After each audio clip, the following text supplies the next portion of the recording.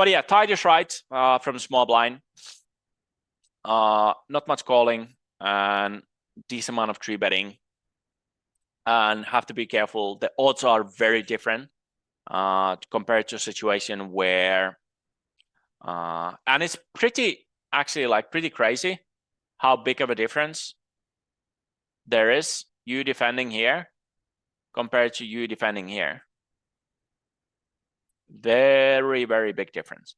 And this has to do everything with position, I think, because if you look at small blind defense ranges, generally against the smaller sizes, we just get to defend so much because we invested like half a big blind and we need to defend instead of like have to defend instead of like 2 big blinds, 2.2 big blinds, 1.5, 1.7 big blind, and only one player left to act that can push us out of the bot basically.